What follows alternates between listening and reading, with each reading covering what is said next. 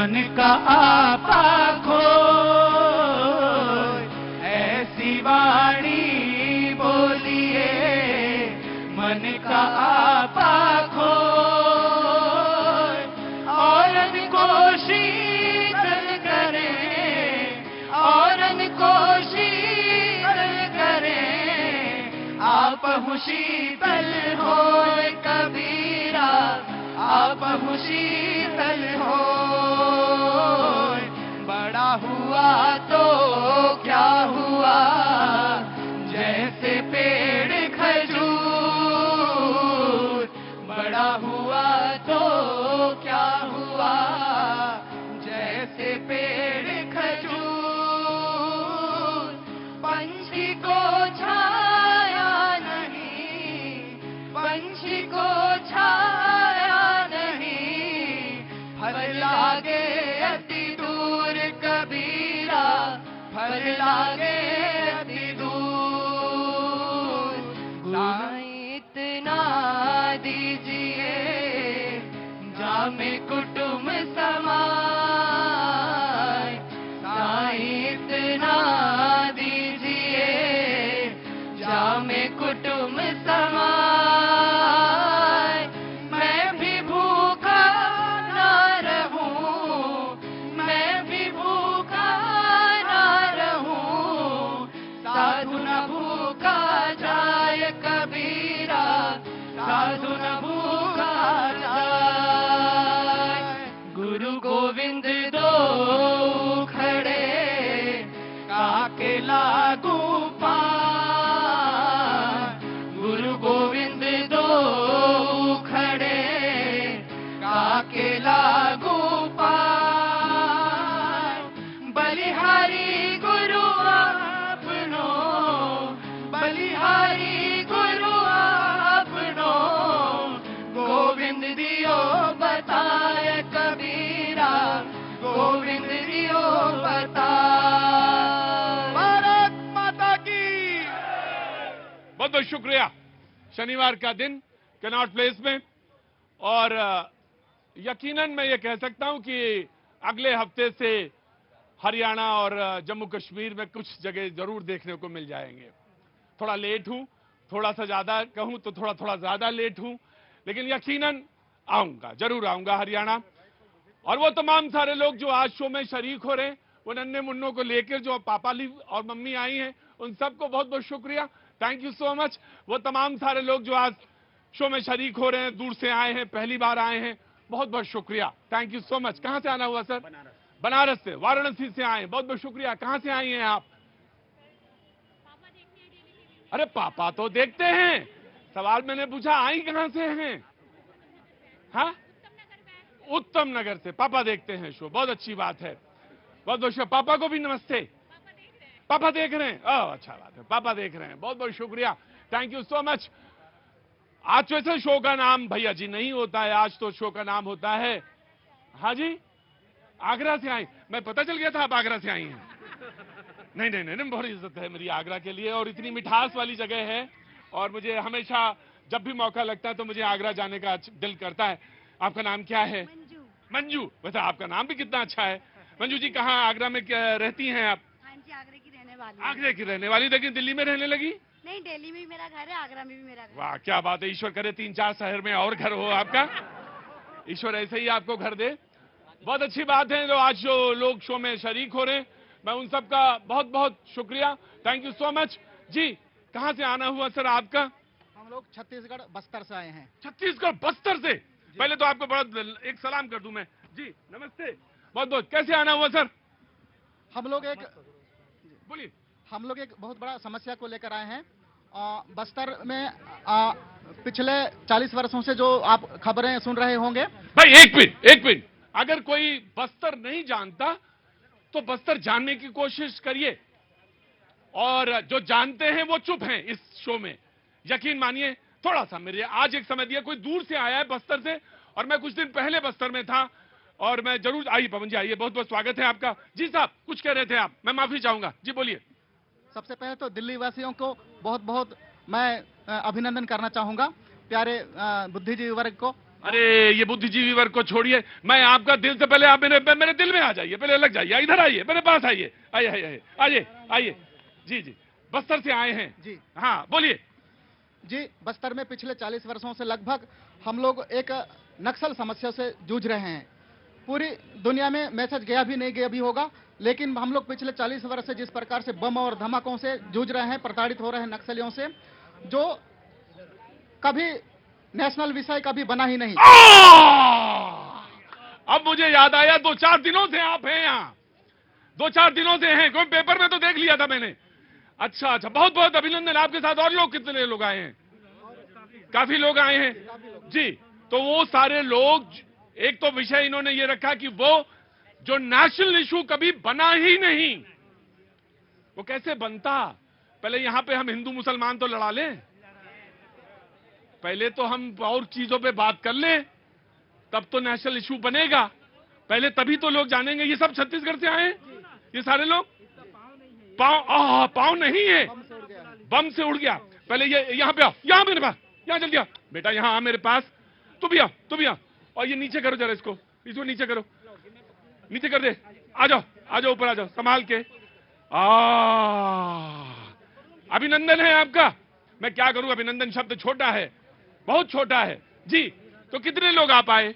हम लोग केवल नक्सली पीड़ित लोग हैं, 55 लोग हैं, जो कभी आईडी ब्लास्ट के चपेट में आकर के या फिर बम ब्लास्ट के चपेट में आकर के किसी का पैर नहीं है, किसी का जीवन भर रोशनी चली आंख नहीं है, किसी का हाथ नहीं है, ऐसे 55 लोग लगभग यहाँ पर आए हैं। उसके साथ साथ लगभग हम लोग बस्तर शांति समिति की तरफ से हम लोग साथ में आए हैं। बस्तर शांति समिति की तरफ से? जी जी जी। जो बस्तर में पिछले 40 वर्षों में जिस प्रकार का बस्तर संभाग का जनजीवन एक भयावह वातावरण में जी रहा है। एक रोज आए दिन खबर छपता है कि आज इस गांव का आदमी को नक्सलियों द्वारा मारा गया, कल उस गांव का आदमी को नक्सलियों द्वारा मारा गया। इस तरह का खबरें रोज सुनते होंगे। हम लोग प्रत्यक्ष आपके सामने, एक दिल्ली वासियों के सामने और प्रत्यक्ष आपके सामने उस दृश्य को यहाँ दिखाना चाहते हैं, उस हमारा पीड़ा को, हमारा दर्द को यहाँ दिखाना चाहते हैं। नहीं, मैं बिल्कुल साझा होना चाहिए, बिल्कुल साझा होना चाहिए और आपकी बात सुनी जानी चाहिए। और अगर मुझे जितना भी समय लगेगा, मैं आपकी बात सुनने के बगैर यहां से आज शो खत्म नहीं होगा। ये शो तो रोज होता है, चुनाव रोज आ गए, अभी एक चुनाव हरियाणा में है, कश्मीर में चल रहा है, लेकिन मैं आपकी बात सुनना चाहूंगा पहले। जी, ये कुमारी राधा सलाम है। कौन? राधा जी? हाँ राधा, नमस्ते बेटा। इनका क्या? ये छोटी सी बच्ची 3 साल की उम्र थी इनकी, अपने घर आंगन में खेल रही थी अपने भाई के साथ। खेलते खेलते इनके घर आंगन के सामने में आईडी लगा हुआ था। हाँ। जो इनको खेलते खेलते हाथ में लगा और हाथ में लगते ही ब्लास्ट हो गया। ब्लास्ट होने से इनके शरीर में पूरा एक आंख की रोशनी चली गई। बेटा मैं तुम्हारा इस शो में अभिनंदन करता हूँ, वंदन करता हूँ, प्रणाम करता हूँ और सिर झुका के सलाम करता हूँ तुम्हें। और कम से कम ये दिल्ली के तमाम सारे लोग और पूरे देश और दुनिया के तमाम सारे लोग जो देख रहे हैं शो, मैं जानता हूं बेटा कष्ट क्या होता है। और मैं तुम आंख के सामने हुआ, आंख से देख नहीं सकती? एक आंख से नहीं दिख सकती है। एक आंख से नहीं दिखता सर, एक आंख से नहीं दिखता। और ये विस्फोट के निशान है चेहरे जी। पढ़ने जा रही हैं बेटा? जी। कौन सी क्लास में है? 9th में है। कुछ कहना चाहती हैं आप? जरूर कहो, और यहां आके कहो। राधा यहां आओ। राधा नहीं बोलेंगे तो कौन बोलेगा? हम बोलेंगे। यहां आइए राधा, बोलिए। मेरा नाम कुमारी राधा सलाम है, ग्राम कोंगेरा, जिला नारायणपुर। हम लोग दोनों भाई बहन, सन 2013 की बात है, हम लोग दोनों भाई बहन खेलते खेलते आंगनबाड़ी जा रहे थे। रास्ते में इमली पेड़ है, इमली पेड़ के नीचे केतली में बम गड़ा हुआ था। हम लोगों को नहीं पता था कि यहाँ बम केतली में? जी हाँ। हम लोगों को नहीं पता था कि यहाँ बम है करके। तो उसको जाके मेरे भाई रामू सलाम जाके उठाए, जैसे ही उठाए वैसे ही फट गया। फिर हम लोग दोनों दूर दूर फेंका गया और बहुत ज्यादा ब्लड निकल रहा था और चोट भी लगी थी। मेरे भाई का हाथ टूट गया था, लेकिन अभी जुड़ गया है और मेरे को इस आंख में नहीं दिखता है और इस आंख में कम दिखता है। हम यहाँ दिल्ली में सब बहुत मगन हैं, बहुत मगन में हैं। इसको कोई कष्ट नहीं है हम लोग को। यकीन मानिए, जिंदगी क्या है और कैसे है और किस तरह से जी जा रही है, इसका सिर्फ सहज छोटा सा एक पिक्चर है। बस्तर में कई बार गया, बक्सर मेरा जाना भी होता है, लेकिन सच्चाई सामने खड़ी है। सच बताऊं जी, आपके साथ क्या हुआ? राधा वहीं रही है, मैं आता हूं आपके पास। जी भैया, नाम? मेरा नाम महादेव है। जी महादेव। मेरा नाम महादेव है, ग्राम राजामुंडा गाँव, जिला सुकमा। जिला सुकमा। जी। जी। मैं दंतेवाड़ा काम से गया था। वापसी समय जब वापस आ रहा था बस से, तो हैडी बिलास सिंह और अम्बुसराज के पास हुआ, तो मेरा पैर चला गया। पैर चला गया। दंतेवाड़ा मैंने देखा है, कभी जाना हो, मौका लगा, और ये तो सच्चाई सामने लाके इन्होंने परोस दी। आज आप आए हैं, कुछ मकसद क्या है आपके आने का, मैं जानना चाहता हूं। हम लोगों का मकसद है कि पूरी दुनिया के लोग जाने बस्तर के बारे में, और आतंक का क्या वहां पर भय और प्रताड़ना है उसको देखें, यहाँ की जनता भी देखें, यहाँ की सरकारें भी देखें, सबको हम लोग ये संदेश देना चाहते हैं वहाँ की समस्या के बारे में। आप भी आए हैं, क्या नाम है आपका? मेरा थावरिया है। थावरिया। थावरिया, कुछ कहना चाहते हैं क्या?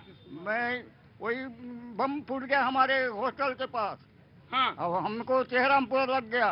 हाँ। हाथपटल नारायणपुर गए, उतना समय गाड़ी घोड़ा नहीं था, तो खंडम बो के ले गए हॉस्पिटल में। आराम नहीं हुआ, एक आदमी दोनों आंखें चला गया, तो उसके बाद रायपुर में लाए। रायपुर में कुछ दिन के बाद ठीक हुआ।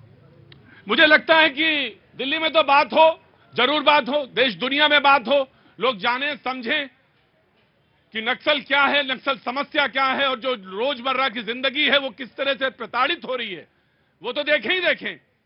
लेकिन राजनाथ गांव भी आना चाहिए, वहां भी आना चाहिए मुझे। मैं गया था, शो करके आ गया इलेक्शन के टाइम पे, लेकिन यूं भी आना चाहिए मुझे, और वहां पे जनजीवन कैसा है, तमाम सारे लोग कैसे हैं, उनको देखना चाहिए और बोलना चाहिए। मैं आपको कहता हूं कि आप मेरे शो में यहां पे बैठिए। राधा, आप भी वहां पे बैठिए, आप भी बैठिए। बाबा वहां पे बैठ जाइए, जाके जाइए और आप जगह लीजिए।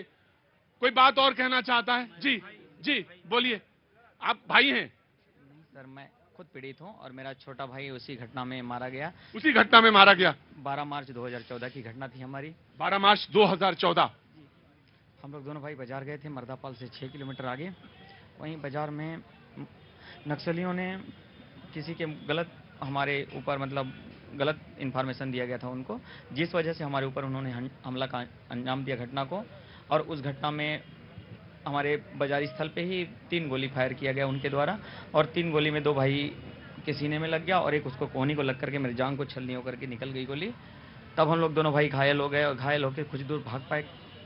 भाई कुछ दूर बाद गिर गया और वहीं पर जा करके फिर हमला किया उन्होंने, और हमला करने के पश्चात 3 गोली और फायर किए वहाँ, तब भी भाई खत्म नहीं हुआ था। तो आखिरी में उसकी आमाशय की नली को काट करके बाहर निकाल दिए। उस समय मेरी माँ वहीं मौजूद थी। जनता से उसकी जान की गुहार मांगती रही, पर भी कोई सामने नहीं आया। ये हिंसा है, नक्सल हिंसा, ये हिंसा है। 2014 ना तो किसी को पता, ना कोई जानना चाहता, ना किसी ने सुना, ना किसी ने देखा। एक खबर आई, खबर पढ़ी, खबर पढ़ के निकल गए हम। लेकिन आप हमारे शो में आए, हमारे क्या आपके अपने शो में आए, मुझे अच्छा लगा। मुझे लगा बहुत सारे लोग, मैंने पेपर में कहीं पढ़ा तो था कि दिल्ली आए हैं आप लोग, लेकिन आप यहां तक आ गए। मुझे बहुत हृदय से आभारी हूं, मैं आपका हृदय से आभारी हूं। आपकी सरकार, आपके लोग और जो तमाम सारे काम हो रहे हैं जिला स्तर पे और तमाम बस्तर के इलाके में, मैं उनका सबको साधुवाद देता हूं। वो आपका भाई जो गया वो तो नहीं आएगा, वो स्मृतियों में है बस। सिर्फ मुझे उसका सिर्फ अंदाजा लगा सकते हैं, उसका और उसकी मां उसके सामने, सिर्फ इसका अंदाजा लगाइए आप। आइए बैठिए, आप सारे लोग बैठिए वहां पे, सारे लोग बैठिए, प्लीज आप भी बैठिए। ये है बात। कहां से शुरू करूं मैं अब? हाँ जी, हाँ जी, जरूर यासिर, आप बोलना चाहते हैं, मैं जरूर सुनना चाहूंगा। यासिर जी, यासिर जिलानी जी, मैं जरूर, आप भी बोलिए, इसमें जरूर बोलिए जी। देखिए, बहुत हृदय विदारक चरित्र और चेहरा आपने दिखाया। जो मैंने दिखाया क्या, ये मुझे मालूम भी नहीं कि सब ये लोग यहां आ जाएंगे। मैं आपका बहुत बहुत आभारी हूं, बहुत आभारी हूं। हम लोग तो, हमारे लोगों के तो पैर में आइसक्रीम जमी होती है ना, तो हम तो वहां आ नहीं पाते हैं। तो आप ही लोग आगे, मेरे बहुत शुक्रगुजार हूं मैं। राधा, आपका बहुत शुक्रगुजार हूं। माफी मांगता हूं आपसे, बहुत माफी मांगता हूं जी। जनाब यासिर जिलानी।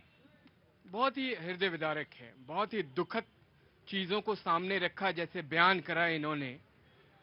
हमारे सिक्योरिटी फोर्सेस के जवान भी शहीद होते रहे हैं बस्तर और राजानंद गांव और वो जो नक्सली प्रभावित एरिया है भारत का, जिसे छत्तीसगढ़ के इलाके में खास करके एक्टिव जो लोग हैं, मैं उनके लिए भी नमन करता हूं, उन शहीदों को भी सलाम करता हूं इनके सलाम के साथ साथ। लेकिन आज सोचने का विषय ये है, जो अर्बन नक्सल सोच के राजनीतिज्ञ हमारे बीच में छिपे बैठे हैं, जब सिक्योरिटी फोर्सेस उन्हें घेरती है, मारती है, उनको सजा देती है, तो वो यहाँ पे जंतर मंतर पे धरना प्रदर्शन करते हैं। उन लोगों को भी, इन लोगों को चेहरे को देख के सोचना पड़ेगा कि उन्हें भी सिक्योरिटी फोर्सेस के साथ आके खड़ा होना चाहिए। वो भी इंसान है, उनका भी परिवार है, उनके भी बच्चे हैं। हम इस पे राजनीति ना करें, कोई राजनीति का कोई रोता हुआ चेहरा भारत में आज आपने दिखाया है। ये वो नक्सल सोच के राजनीति करने वाले लोगों को भी सोचना चाहिए। मैं उस आज के विषय से मैं अलग नहीं जाना चाहता हूं, लेकिन आप, मैं विषय में आऊंगा, मैं बिल्कुल नक्सल सोच की राजनीति मैं बिल्कुल यासिर मैं आपकी बात से मिलकर मैं एक बात जरूर कहूंगा। राधा इधर आ बेटा, इस आंख में बिल्कुल नहीं दिखाई देता और उसमें थोड़ा थोड़ा दिखता है। कोई इलाज प्रॉपर कहीं हुआ या नहीं हुआ बेटा? हुआ सर, लेकिन नहीं दिखता। नहीं दिखता? डॉक्टर क्या कहता है? अब दिखेगा भी नहीं? जी नहीं दिखेगा, ऐसा बोला है डॉक्टर ने। चेकअप वगैरह हुआ, सब कुछ हुआ होगा? रायपुर तक हुआ जी, जरूर हुआ होगा। एम्स या तमाम सारे जगह पे जरूर कुछ होना चाहिए, जरूर कुछ होना चाहिए। बात मैं आपको बैठाता हूं, मैं बातचीत के सिलसिले को आगे बढ़ाना चाहता हूं। वो तमाम सारे लोग जो आए उनसे मैं बात भी करूंगा, जो कुछ कहना चाह रहे थे उनसे भी बात सुनूंगा, लेकिन विषय जो था वो चुनाव का था। जी आप कुछ बोलना चाह रहे थे? जी वेरी गुड। टिप्पणी करना चाहूंगा कि इधर आइए, यहाँ आइए। हमारी छोटी बहन राधा को देखो, यहाँ जितने भी खड़े लोग हैं और आपके चैनल के माध्यम से पूरे भारतवासी, ये जो बड़े बड़े संस्थानों में हमारे देश के विश्वविद्यालयों में अर्बन नक्सल बैठे हैं, और जब मेरी बात सुनिए, मैं आपको सिर्फ ये कह रहा हूं कि बात का गंभीरता है, उस बात को मैं सोच विचारधारा पे बात आप जो कहना चाहे कहिए। मैं उसी गंभीरता की बात कर रहा हूं, जब वहां पे सिक्योरिटी फोर्सेस इन भाइयों के लिए लड़ते हैं, मारते हैं उन अर्बन नक्सल, उन नक्सलियों को, तो यहां पे उनके बचाव के लिए डफली गैंग, वो पढ़ने लिखने वाली एक से एक लड़कियां आ जाती है हमारे जेएनयू में खड़ी होके। ये राधा की आप दर्द समझिए, ये अंकल का दर्द समझिए, उनका पैर चला गया। लेकिन देश में जो ये इंडिया अलायंस चाहे बाकी की पॉलिटिकल, बस यहीं पे मैं रोक देता हूं, मैं यही रोक देता हूं, मैं बिल्कुल मौका नहीं दूंगा। जी बिल्कुल। कितना गंभीर मामला है, जहां आदमी को संवेदनशील होना चाहिए था वहां संवेदनशील ना होकर के इस पर भी राजनीति करना, मुझे लग रहा है कि ये चरित्र, इसीलिए ये लोग परेशान हैं कि आज जो सरकारें हैं, चाहे वो राज्य सरकार हो चाहे केंद्र सरकार हो, इनके विषय में सोचना चाहिए कि छोटे छोटे बच्चे जिनकी आंख की रोशनी चली गई, किसी का भाई चला गया, किसी का पैर चला गया, अब समझिए कि किस हालात में ये जीते होंगे। उन हालातों को देखते हुए कि सरकारों को काम करना चाहिए। छत्तीसगढ़ सरकार ने कुछ स्टेप्स लिए हैं, मुझे पता है, मैं गया था पिछली बार, कुछ लिए हैं और जी उन सब सरकार में लिए गए हैं, कुछ स्टेप्स लिए गए हैं, वो मुझे पता है, बहुत अच्छी बात है, होना चाहिए। लेकिन मैं राजनीति फिलहाल किनारे रखता हूं। राजनीति एक मौका कांग्रेस की, पहले तो मैं आपका स्वागत करना चाहूंगा, लेकिन मैं शुरुआत उधर ही चला गया। आज हमारे शो में आज शरीक हो रही है कांग्रेस की ज़ेबा खान साहब। मैं चाहूंगा कि ताली बजा के पहले तो जो हमारा रिवाज है उस रिवाज का पूरा किया जाए, और स्वागत है जी। एक टिप्पणी आपकी भी। बिल्कुल स्वागत की कोई बात नहीं है, बहुत दुख हुआ देखकर। ये हमारे देश की परिस्थिति है, लोग ऐसे जीने पर मजबूर हैं, पर अफसोस की बात है कि हम इन मुद्दों से भटका कर लगातार देश को गुमराह करते हैं। बहुत अच्छा लगा राधा आई और पूरे यहाँ पर छत्तीसगढ़ से लोग आए और लाइव चैनल पर देश देख रहा है कि देश की समस्याएं क्या है और कौन सी समस्या से देश जूझ रहा है और हम देश को क्या दिखाना चाहते हैं, कहां ले जाना चाहते हैं, ये सब खत्म होना चाहिए। मुझे इस बात का बहुत सुख है कि आप आए। समिति क्या नाम है आपकी? मंगाऊराम कावड़े जी। मैं हाँ। बस्तर शांति समिति, बस्तर शांति समिति, उसके तहत आप आए हैं? जी, उसी के तहत हम लोग आए हैं, ताकि दिल्ली में भी एक बार हम लोग को जाना चाहिए, क्योंकि हमारा जो हम लोग यहीं पर हम लोग अपना पीड़ा व्यक्त करते हैं, लेकिन ऊपर तक हमारा पीड़ा कभी पहुंचता ही नहीं है। लेकिन एक बार दिल्ली तक पहुंचना चाहिए। हम लोग जंतर मंतर में भी प्रदर्शन के दौरान कल हम लोग जिसका जिक्र कर रहे थे वो जिक्र कर रहे थे, अर्बन सोशल और उसकी तमाम सारी जिक्र किया जी, मौन प्रदर्शन के द्वारा हम लोग कार्यक्रम किए थे। हाँ। और माननीय गृह मंत्री से भी हम लोग मिलने गए थे। उनसे भी आग्रह यही किया कि बस्तर में एक भयमुक्त वातावरण चाहिए। जिस प्रकार ढोला और नगाड़ों से हम लोग पहले थिरकते थे 40 साल पहले, हाँ। वही वातावरण वहां पर भी शांति कायम होना चाहिए। भयमुक्त जीवन जिए लोगों को अभिव्यक्ति की आजादी मिलना चाहिए। वहाँ के आदिवासी मुलाकात हुई है आपकी? जी हाँ जी। माननीय गृह मंत्री से हम लोग मुलाकात करके आग्रह किए कि उन्होंने भी आश्वासन दिया कि बहुत हम लोग को अच्छा लगा, क्योंकि बहुत जल्दी आपकी समस्या का समाधान किया जाएगा, ऐसा आश्वासन दिया। तो बहुत बहुत शुक्रिया। तशरीफ रखिए। रुक करते हैं जो बातचीत का सिलसिला, जिसके लिए हम आज रोज यहाँ पे इकट्ठा होते हैं। बातचीत का सिलसिला हम लोग रोज बनाते हैं। जो मेहमान हमारे साथ आज मौजूद हैं, यासिर जिलानी साहब बीजेपी का पक्ष रखने के लिए, सर्वेश पाठक जी राजनीतिक विश्लेषक, नीति शर्मा जी राजनीतिक विश्लेषक, ज़ेबा खान कांग्रेस का पक्ष रखने के लिए आज हमारे साथ मौजूद हैं, पवन शर्मा जी आम आदमी पार्टी का पक्ष रखने के लिए, राघवेंद्र दुबे जी समाजवादी पार्टी का पक्ष रखने के लिए मौजूद हैं। बहुत बहुत शुक्रिया, थैंक यू सो मच। बातचीत का सिलसिला शुरू करते हैं।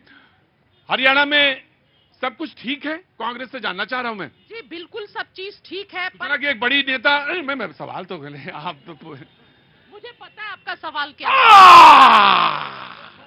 कसम से ऐसा हो रोज अगर ऐसे लोग आए जो कहें आपका सवाल मुझे पता है, तो यकीन मानिए सारी समस्या मेरी दूर। अच्छा बताइए मेरा सवाल क्या है?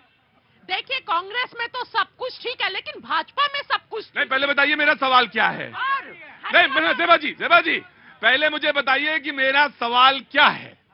यहाँ पर लिखा हुआ है ना आपका सवाल। क्या लिखा है? ये एक शब्द लिखा हुआ है, कुमारी शैलजा। मैं तो ये कहना चाह रहा था कि दलित नेता कुमारी शैलजा बहुत अच्छी हैं। अब सवाल क्या है ये बताइए मुझे। हरियाणा की एक और बेटी थी,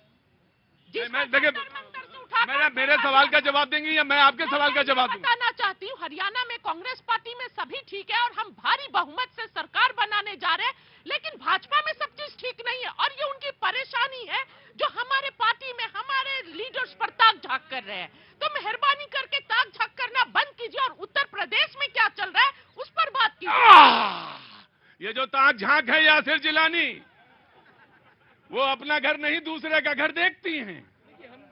तो ताक-झांक करते नहीं है, हम सीधा संवाद अपनी जनता से करते हैं, जनमानस के विकास के लिए काम करते हैं। हरियाणा में तीसरी बार सरकार बना रहे हैं। ये बताएं कि दलित महिला नेत्री को कोहनी मार के बेइज्जती करते हैं स्टेज पे बिठा के, और दूसरी दलित महिला नेत्री को स्टेज नहीं दिया जाता है। ये क्या है? ये कांग्रेस का असल चरित्र है जो कांग्रेस ने अब तक राजनीति करी है, कि जो आपके हाईकमांड के पास रहे, जो राहुल गांधी की बात माने, जो राहुल गांधी को समझा सके, उसको तो सब कुछ दे देंगे। जो राहुल गांधी से सवाल कर दे, कुमारी शैलजा को बाहर कर देंगे। ये जो चरित्र है, बड़ी चिंता है आपको कुमारी शैलजा की। देखिए चिंता इसलिए, सुन लीजिए, जब आप सवाल कर रहे हैं तो सवाल उनसे किया था, चिंता हम व्यक्त कर रहे, नहीं तो हम हरियाणा में अपने विकास के बल पे, हमने जो 10 साल का विकास का मैप रखा है, हरियाणा को एक बड़ा आयाम दिया है, उस आधार पे हम तीसरी बार सरकार बना रहे हैं।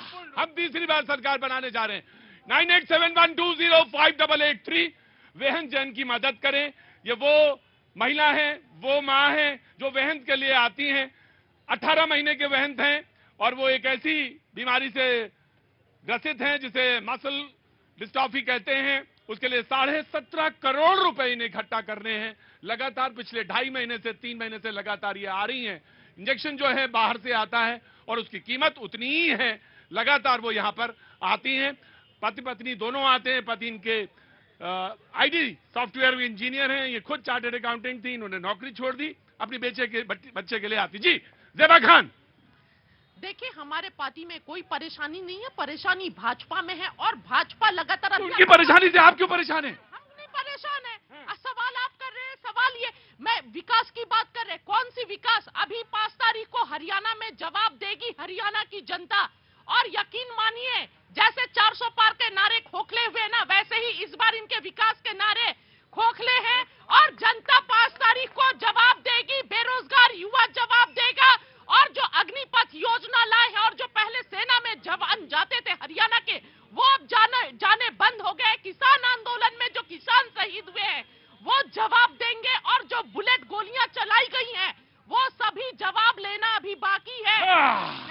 ये जवाब मांगे अच्छी बात है, लेकिन हरियाणा वो पर्ची का दौर लाना नहीं चाहता। अभी आपका मतलब मीडिया ने एक वीडियो वायरल किया है कि भाई 500 वोट 1 नौकरी 1 पर्ची, 1000 वोट 2 नौकरी 2 पर्ची। हुड्डा ने खेल शुरू कर दिया। पर्ची के खेल के लिए वो मशहूर हैं। जो उनका 10 साल का कार्यकाल है, नौकरी तभी मिलती थी जब हुड्डा की पर्ची उनके पास जाती थी, और वो पर्ची क्या थी बताने की जरूरत नहीं है। जो भ्रष्टाचार हुड्डा ने हरियाणा में किया है वो जग जाहिर है, हरियाणा के लोग जानते हैं। तो पर्ची के दौर से निकाल के खट्टर साहब और अब सैनी साहब ने एक ऐसा माहौल बनाया है जो लोग विश्वास कर रहे हैं। नौजवान राइट जी।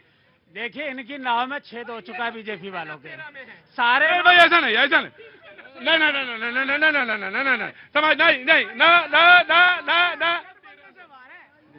3 और 13 में नहीं थे, तभी तो देश की तीसरी बड़ी पार्टी बन गए भाई लोकसभा में। ऐसे लोग जो 3 और 13 की बात करते, 400 का नारा पार कर देते, 240 में सिमट जाते हैं। लोकसभा में हाफ, विधानसभा चुनाव होगा उसमें साफ कर देंगे, आप चिंता न करो। तो इनके नाव में छेद हो गया है, और छेद हो गया तो सब भगदड़ मची हुई है। 63 नेता तो इन्हीं के भाग गए बीजेपी के हरियाणा से। 63 नेता, एक आध नहीं। रामविलास शर्मा बेचारे रो रहे, उन्हें टिकट नहीं दिया, टिकट काट दिया। भगदड़ तो इन्हें चिंता तो अपनी करनी चाहिए। ओबीसी मोर्चा का अध्यक्ष चला गया, विधायक इनके चले गए, मंत्री जो इनके में रहे वो भाग गए। अब बताइए, चिंता खुद की करनी चाहिए, दूसरे की चिंता कर रहे। अब सिगुफा कोई ना कोई तो छोड़ेंगे। जैसे आज अमित शाह जी छोड़ रहे थे कि मुहर्रम पर और ईद पर 2 सिलेंडर देंगे। आज जम्मू कश्मीर में बोल के आए ना, उत्तर प्रदेश में भी बोला। तुम क्या बोले थे? और तुम क्या बोले थे कि साइकिल दे देंगे, हैं?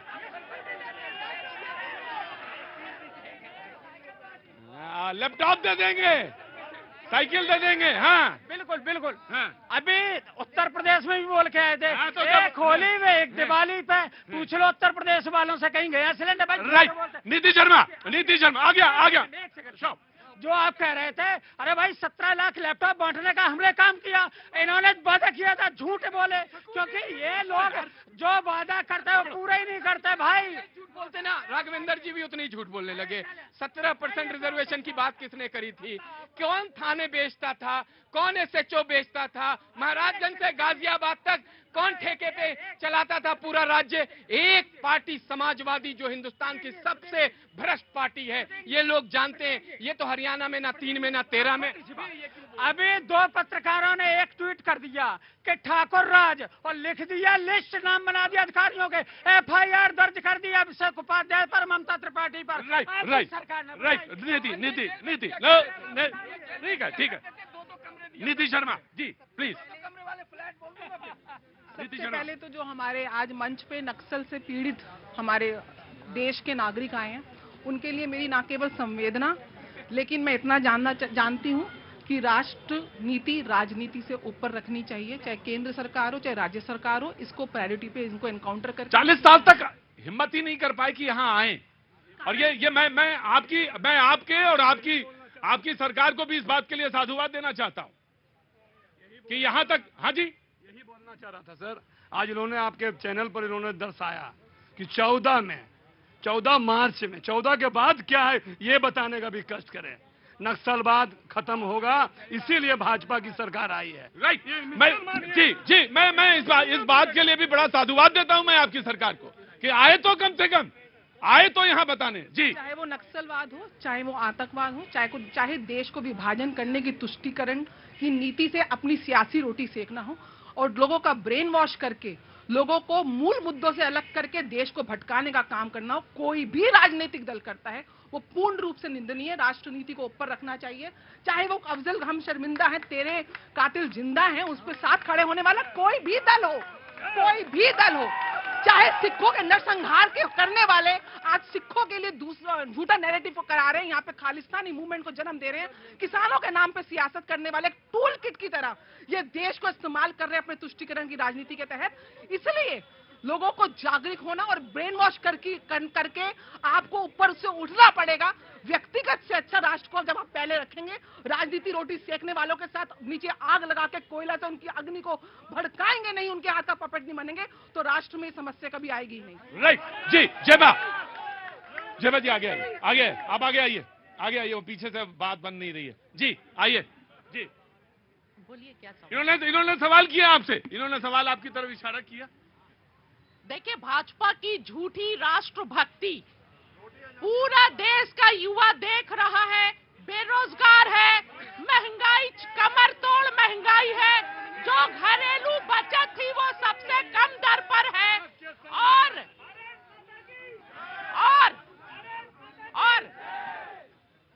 और देश की हालत खराब है। चाइना अंदर तक घुस रहा है, पर उस पर बात नहीं करेंगे और देश को बांटने की राजनीति करेंगे, भाई को भाई से बांटने की राजनीति करेंगे, नफरत फैलाने की राजनीति करेंगे, क्योंकि ये जानते हैं गुमराह करेंगे देश को। जितना गुमराह करेंगे सत्ता में बने रहेंगे।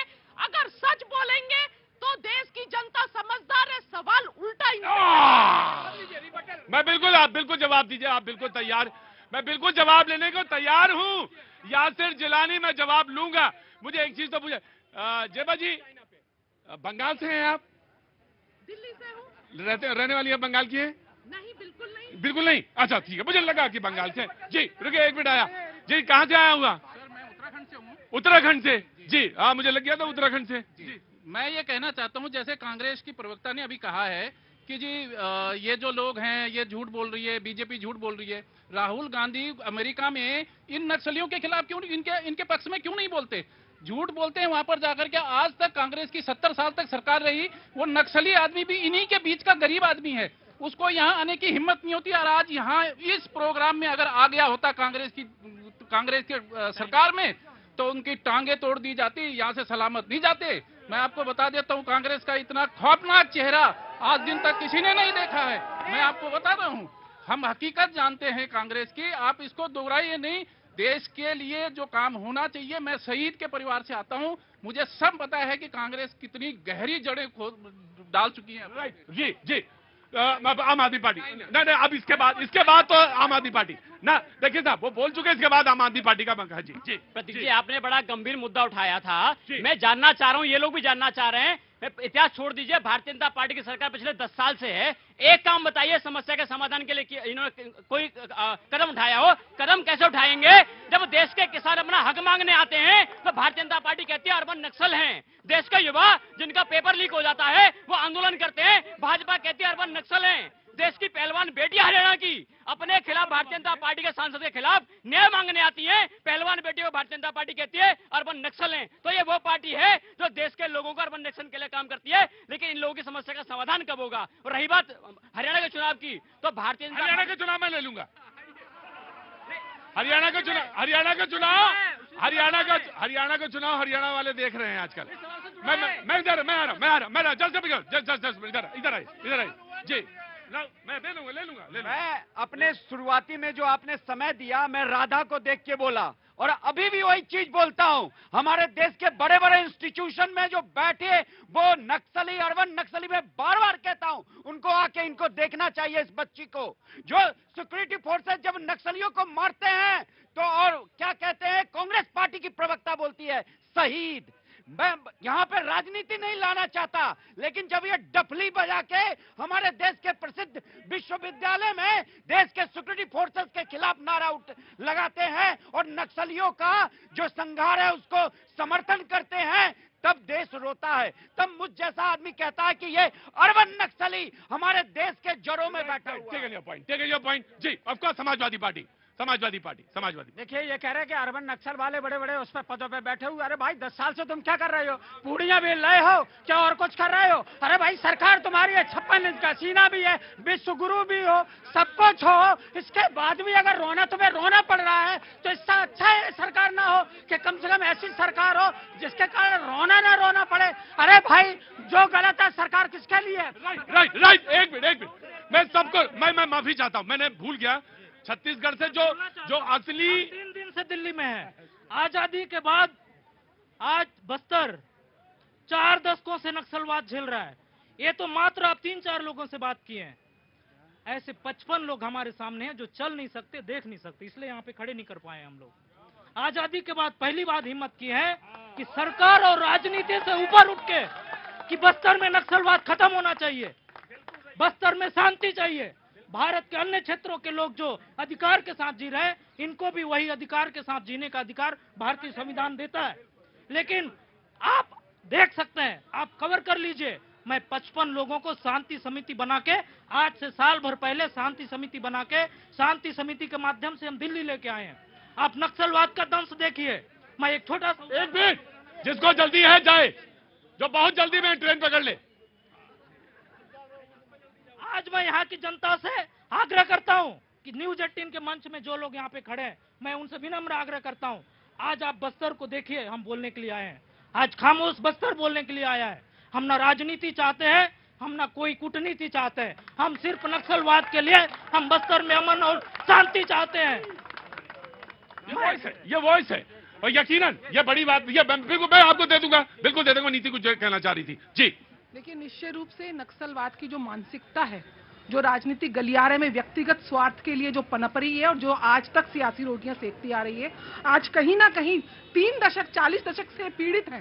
3 दशक तक 40 दशक तक यहाँ मंच पे आ नहीं पाए, तो ये 10 साल की नरेंद्र मोदी की सरकार का काम ही है कि आज वो हिम्मत लेके यहाँ तक आए। ये 10 साल की नरेंद्र मोदी की सरकार का आज ये दिन है कि आज आप जाके देखिए जम्मू कश्मीर में 60% वोटिंग हुई है। आपके दम पर तो कोई बाहर नहीं निकल सकता था। मैं नीति दे दूंगा, मैं आपको दे दूंगा, आप ही को दे रहा हूं टाइम। मैंने आपको भी टाइम दिया, मैं बराबर टाइम दे दूंगा। इधर आइए, मैं आप ही को दे दूंगा। इसके बाद पहले बड़े भाई दे दें, फिर छोटे भाई दे देंगे जी।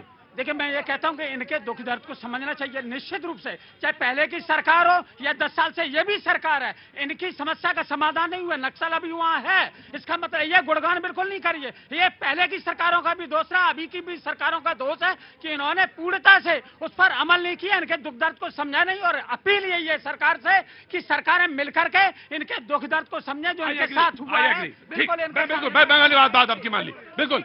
मैं नहीं या सरकार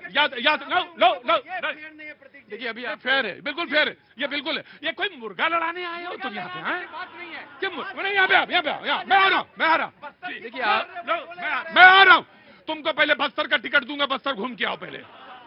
हाँ जी, देखिए, मैं विषय इनको बस्तर लेके जाना, इनको बस्तर लेके जाना पहले। विनम्रता के साथ बताना चाहता हूँ, हम लोग 3 दिन से दिल्ली में हैं। 3 दिन से हम प्रयास कर रहे हैं, दिल्ली वासियों को बताना चाहते हैं कि बस्तर का दुख दर्द क्या है। बस्तर भारत की आत्मा है, बस्तर भारत से इतर नहीं है। बस्तर को आप अपनी आत्मा समझिए, क्योंकि बस्तर की जो पहचान थी उसकी प्राकृतिक सौंदर्य और अपने सांस्कृतिक धरोहर के कारण जाता है। I have taken your point. लड़ाई नहीं, कोई लड़ाई नहीं, नहीं। देखिए, विषय से विषयांतर हो रहा है। हमारा विषय कुछ और था, लेकिन आपने बड़ी मार्मिक, बहुत ही दर्द भरी, ये शो ही ऐसा है कि आगे खड़ा हो जाएगा सामने तो मुझे बोलना। लेकिन नहीं, आप लेके आए। लेकिन मुझे आज आपके मुख से एक बहुत अच्छी बात सामने निकल के आई।